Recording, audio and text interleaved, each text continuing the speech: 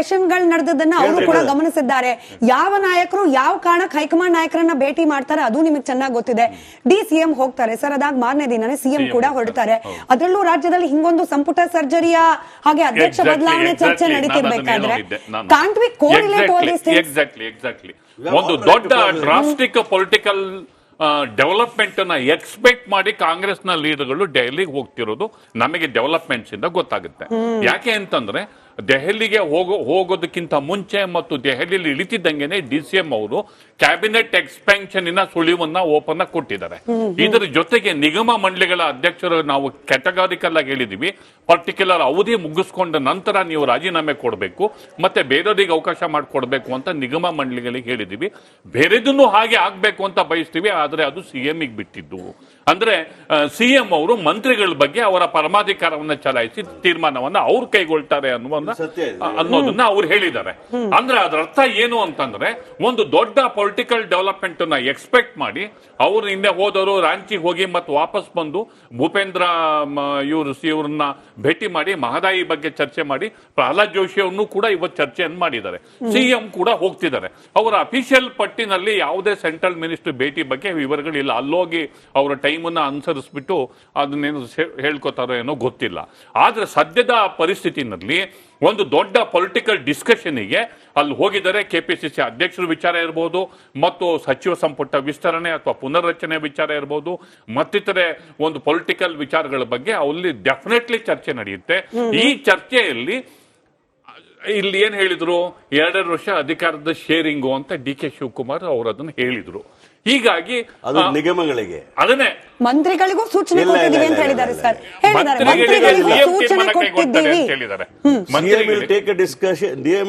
ಅವರ ಪರಮಾಧಿಕಾರಿ ಕೂಡ ಕೇಂದ್ರದ ಇರ್ತಕ್ಕಂಥ ಹೈಕಮಾಂಡ್ ಹೇಳಿದಾಗ ನಾನು ಮುಂದುವರೆದು ಬಿಡ್ತೀನೋ ಅಂತ ಪಟೇಲ್ ನಿಮ್ದು ಹೆಸರಿರ್ಲಿ ಬಿಡಿ ಸರ್. ನಾವು ಅದನ್ನ ಮುಂಗಡ ಅಭಿನಂದನೆಗಳು, ನಮಗೆ ತುಂಬಾ ಹೆಮ್ಮೆ ನೀವು ಮಂತ್ರಿ ಆದ್ರೆ, ನಾವು ಅದನ್ನ ಬಯಸ್ತೇವೆ. ಹೀಗಾಗಿ ಆ ಪಟ್ಟಿಯಲ್ಲಿ ನೀವು ಇರ್ಲಿ ಅಂತ ಆಶಿಸ್ತಾ ಇಂಥದ್ದೊಂದು ಮೇಜರ್ ಡೆವಲಪ್ಮೆಂಟ್ ನಿಮಗೆ ಕೊಡುವ ಮಾಹಿತಿ ಏನಂತಂದ್ರೆ ಯಾವ ಪಟ್ಟಿಯೂ ತಯಾರಿಲ್ಲ. ಅಸೆಂಬ್ಲಿ ಸೆಷನ್ಗೆ ತಯಾರಾಗ್ತಾ ಇದೀವಿ, ಅಲ್ಲಿ ಯಾವ ಸದ್ಯಕ್ಕೆ ಯಾವ ಚರ್ಚೆಗಳು ಇಲ್ಲ. ಇವೆಲ್ಲವೂ ಕೂಡ ಎಲ್ಲೋ ಒಂದ್ ಕಡೆ ಹೈಪ್ ಆಗಿ ಮೀಡಿಯಾದಲ್ಲಿ ಮಾಡ್ತಾ ಇರ್ತಾರೆ ಚರ್ಚೆಗಳೇ ಹೊರತು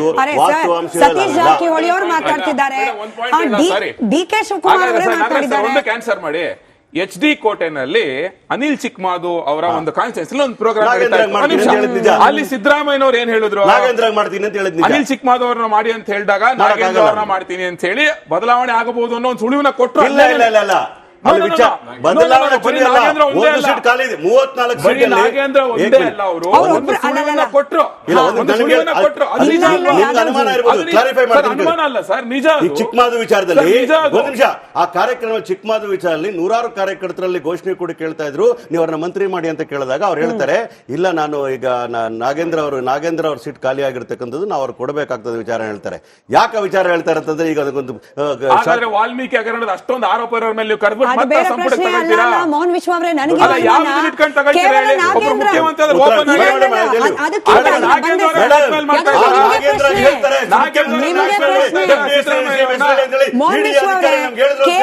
ಯಾದವ್ಜಿ ಕೇಳಿಸ್ಕೊಳ್ಳಿ, ನೀವು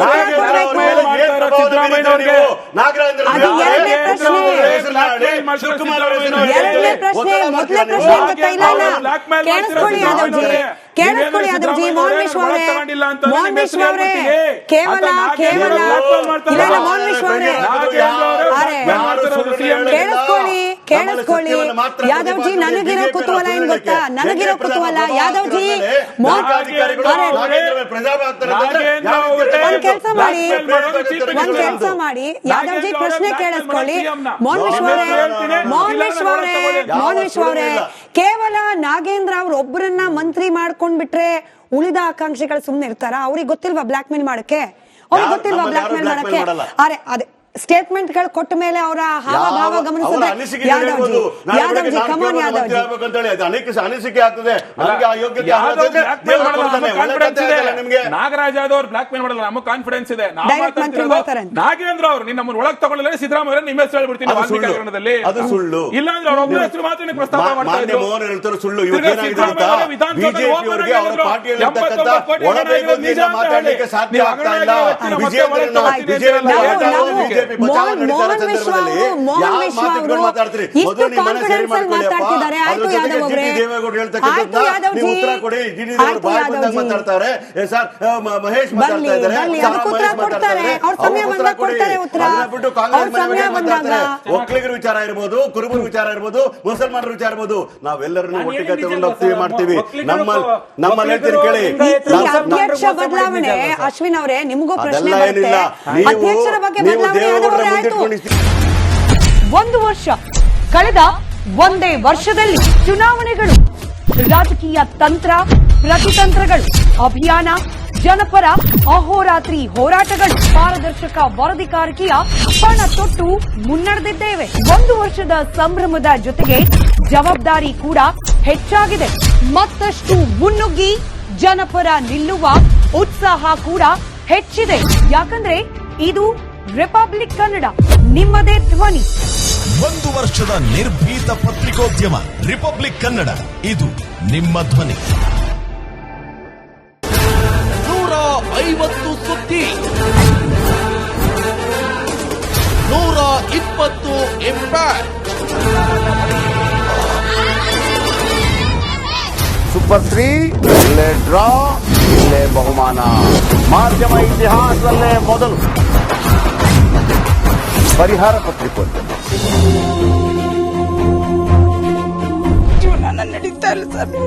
ಗುರುಲಕ್ಷ್ಮಿನಿಲ್ಲ, ಪಿಂಚಣಿನಿಲ್ಲ, ಇದನ್ನೇ ಮಾಡಕ್ಕಾಗಿಲ್ಲ ಅಂತಂದ್ರೆ ಹಿಂಗೇನ್ ಮಾಡ್ತೀರಿ? ಬೇರೆ ಏನ್ ಕಳಿಸಿ ಆ ಸಮಸ್ಯೆಯನ್ನು ಪರಿಹರಿಸಿಕೊಡಬಹುದು.